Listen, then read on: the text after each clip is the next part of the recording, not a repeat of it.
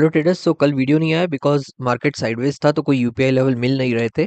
अब bank Nifty कल के लिए देखते हैं तो 56,590 के ऊपर निकलता है तो ब्रेकआउट देख के बाइंग सेटअप्स देख के 56,790 हमारा टारगेट होगा। 200 पॉइंट्स की अपॉर्चुनिटी, 110 पॉइंट्स का एसएल ले सकते हैं। फाइनल टारगेट हमने ये जो रिजेक्शन लेवल है यहाँ का रखा हुआ है, और 590 वो लेवल है जो 500 के ऊपर एक साइकोलॉजी नंबर के ऊपर ट्रेड करने लगेगा। और ये जो सपोर्ट इसने ब्रेक किया हुआ है यहाँ पर, उसके ऊपर ये आकर काम करने लगेगा। बैंक निफ्टी हमारा यहाँ से ऊपर निकला तो सारे सेलर्स जो हैं वो ट्रैप हो गए यहाँ पर, और उसके बाद मार्केट ऊपर निकल रहा है।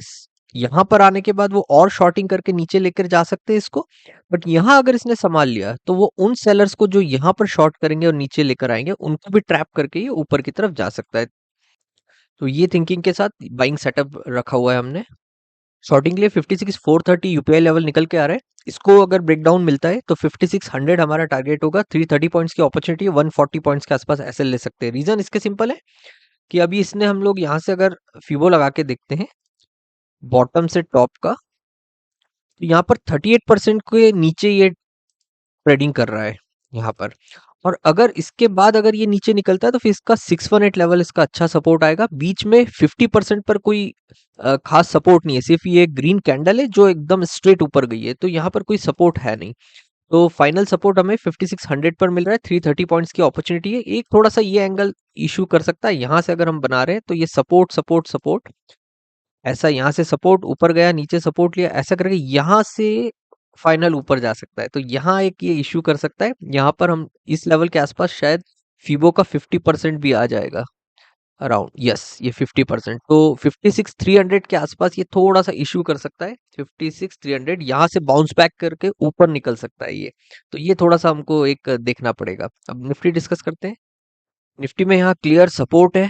अगर यहाँ पर हम लोग शॉर्ट देखते हैं तो कितने पॉइंट्स यहाँ मिल जाएंगे यहाँ सपोर्ट तक आने के। अगर यहाँ कहीं से शॉर्टिंग देखते हैं तो कुछ 30-40 पॉइंट्स, कोई लॉजिक ही नहीं है शॉर्ट करने का। और अभी इसने प्रॉपर ब्रेकडाउन किया नहीं है।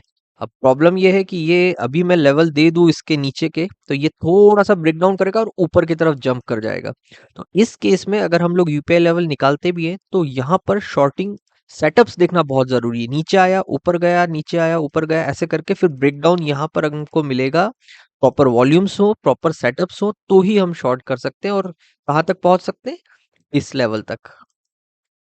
शॉर्टिंग के लिए 25,090 के नीचे निकलता है, ब्रेकडाउन देखना पड़ेगा, शॉर्टिंग सेटअप्स देखने पड़ेंगे, फिर वॉल्यूम्स वगैरह सारा कुछ देखकर 24,890 हमारा टारगेट होगा। 200 पॉइंट्स की अपॉर्चुनिटी, 110 पॉइंट्स, 120 पॉइंट्स का एसएल हम ले सकते हैं।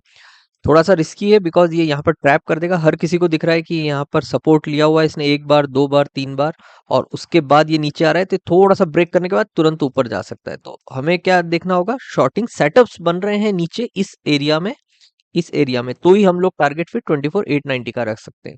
बीच में ये एक लेवल है जहां से ये टर्न अराउंड ऊपर की तरफ हो सकता है, बट फिर इतने कम पॉइंट्स के लिए शॉर्ट करना लॉजिकल नहीं है। तो हम लोगों ने टारगेट यहाँ का रखा हुआ है, नीचे का, इस जोन पर यहाँ तक आ सकता है। यहाँ लिक्विडिटी मिलेगी, बायर्स के एसएल यहाँ तक हो सकते हैं, तो ये नीचे शार्प नीचे जाके फिर अप मूव दे सकता है। तो प्लानिंग के हिसाब से हमारा ये 200 पॉइंट्स की अपॉर्चुनिटी कैप्चर करने का प्लान रहना चाहिए। अभी इसका बाइंग देख लेते हैं। बाइंग में ये 50-60 पॉइंट्स तक ही ऊपर जा पाएगा बिकॉज यहाँ पर रिजेक्शन है। उसके ऊपर कितना जाता है तो वो हम कह नहीं सकते, यहाँ पर रिजेक्शन है तो बाइंग के सेटअप्स बन नहीं रहे। प्रॉपर बाइंग ये ऊपर जब यहाँ निकलेगा इस जोन के ऊपर और फिर यहाँ कुछ सेटअप्स बनाएगा तो फिर हम डिस्कस करेंगे। Okay, thanks for watching.